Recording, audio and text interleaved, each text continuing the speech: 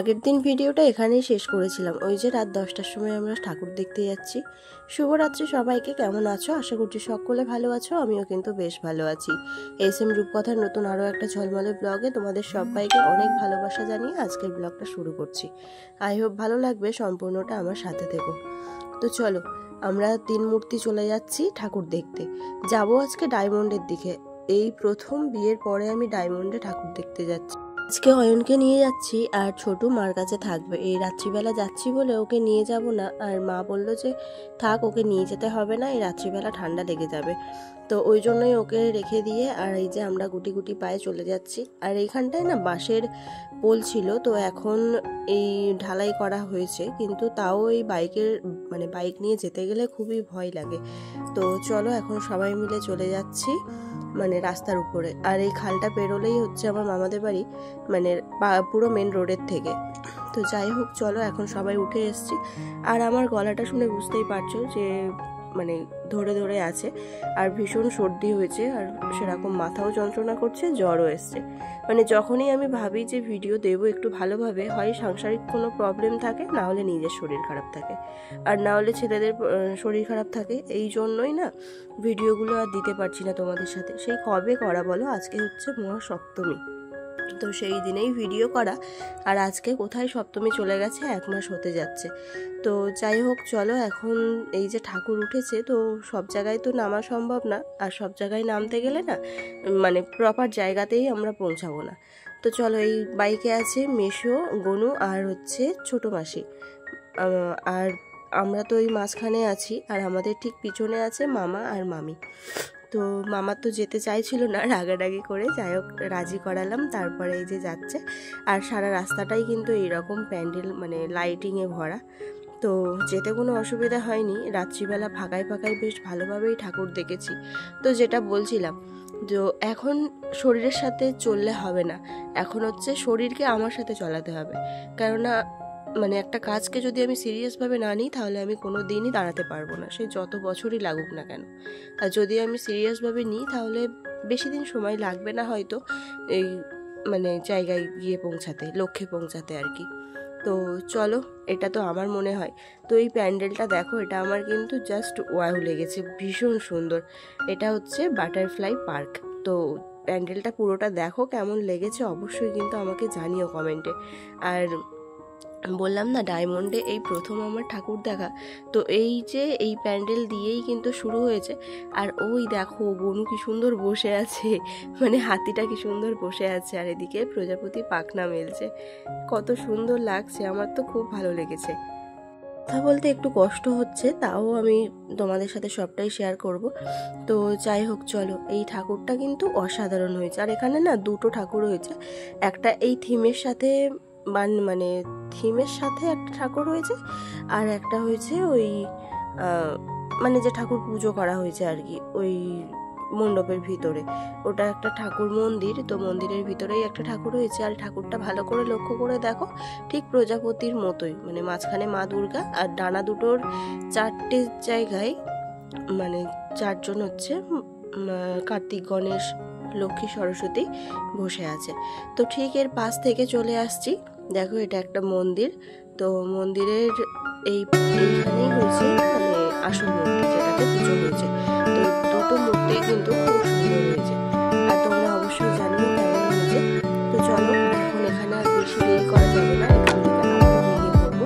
আর সারা রাস্তায় যা লাইটিং হয়েছে না, আমি শুধু লাইটিংগুলোই তুলছি, রাস্তাটা সেরকমভাবে তুলছি না, কারণ এত ব্যানার, এত লাইটিং হয়ে আছে, আমি নিজেই তো চিনতে পারছি না কোনটা কোন রাস্তা।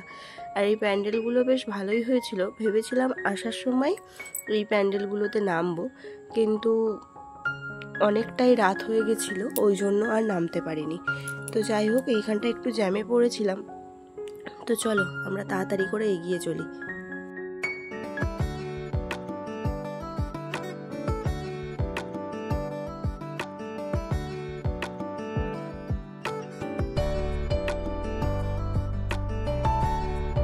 এই প্যান্ডেলটাই নেমেছি। তো এইটা পুরোটাই না খেজুর গাছ দিয়ে বানানো, খেজুর গাছের পাতা, পুরো গাছটা এই সব দিয়েই বানানো। আর থিমের সঙ্গে ঠাকুরটা কিন্তু জাস্ট ওয়াও হয়েছে, হেবি সুন্দর। আর এই দেখো, ঝাড়বাতির মাঝখান দিয়ে একটা খেজুর গাছের মাথা নিয়ে লাগিয়ে দিয়েছে। তো তো সব কিছু মিলিয়ে প্যান্ডেলটা কিন্তু খুব সুন্দর লাগছে আমার কাছে। তো তোমাদের কাছে কেমন লাগছে এটা জানিও। আর যদি আমার ব্লগটা সবাই দেখে থাকো তো কে কে ডায়মন্ডে গেছিলে সেটাও আমাকে কমেন্টে জানাবে। তো চলো এখন বাইরে যাওয়া যাক।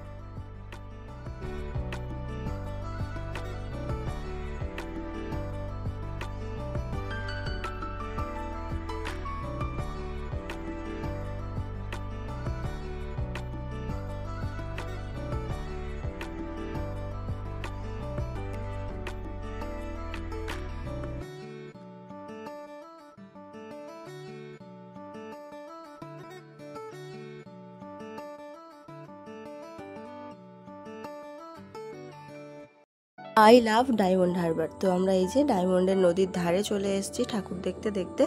আর ঠাকুর দেখবো না, ভীষণ পাটা ব্যথা করছে। আর অনেকগুলো ঠাকুরই দেখেছি কিন্তু সব কিছু ক্লিপ তোমাদের সাথে শেয়ার করা হয়নি। আর চলো এখন ডায়মন্ডের ধারে একটুখানি বসে একটুখানি হাওয়া টাওয়া খেয়ে আর তারপরে বাড়িতে যাব। আর নদীর ওই পাড়টা দেখো কত সুন্দর দেখতে লাগছে, মনে হচ্ছে যেন সূর্য উঠবে এরকম একটা ভাব হয়ে আছে। অনেকটাই চলে এসেছিলাম, এসে এরকম একটা পার্কের মধ্যে এসে বসেছি। তো দেখছি অনেক রকম মানে স্মোকিংয়ের সেন্ট বেরোচ্ছে। তো সেই জন্য ওখান থেকে উঠে গিয়ে আরেও নদীর ধারে বসেছিলাম। তারপরে এই যে ফুচকা দেখে আর লোভ সামলানো যাচ্ছিল না, ওই জন্য এই যে নদীর ধারে ফুচকা খাওয়ার মজাটাই আলাদা। তো এই দেখো কি সুন্দর, আর খেতেও অসম্ভব সুন্দর ছিল। আর 10 টাকার 5টা ছিল, আগে দিত 1 টাকার 4টে, আমরা ছোটোবেলায় খেয়েছি। তো এখন 10 টাকার 5টা। তো যাই হোক ফুচকা খেয়ে আর এই যে আমরা বাড়ির উদ্দেশ্যে রওনা দিয়ে পড়েছি। আর রাস্তায় না আস্তে আস্তে কোথাও আর দাঁড়াইনি, আর বাড়ির ধারে চলে এসেছি। দেখি কালকে কলাবউ স্নান করাবে, ওই জন্য এই যে বাঁকে করে জল নিয়ে আসছিল। আর দেখো পুরো রাস্তাটাই এরকম বাঁকে করে জল নিয়ে আসছিল। আর বড় বড় লরি তো এই জায়গাটাই দাঁড়ায়, তো সেরকম দাঁড়িয়েছিল। তো যাই হোক চলো এখন বাড়িতে এসেছি, 2:15 বেজে গেছে। আর সবে আমি ড্রেস চেঞ্জ করলাম, এখনও মুখটুক কিছু ধুইনি, মুখটা ধুইতে হবে। আর এখানে তো এসে শুয়ে পড়েছে, এত কষ্ট হয়ে গেছে। তো যাই হোক চলো এখন মুখটুক ক্লিন করে নিয়ে তারপরে একটুখানি ঘুমাবো, একদম ভালো লাগছে না আর মাথাটাও ভার হয়েছে। তো কালকে বাড়ি যাওয়ার কথা আছে, দেখি এখন কি করি। চলো আজকের ভিডিওটা কেমন লাগলো অবশ্যই জানাবে, আবারও ফিরে আসছি নেক্সট একটা ব্লগে। আর যদিও এটা অনেক দিনের, তাও দেখে জানাবে কেমন হয়েছে। টাটা।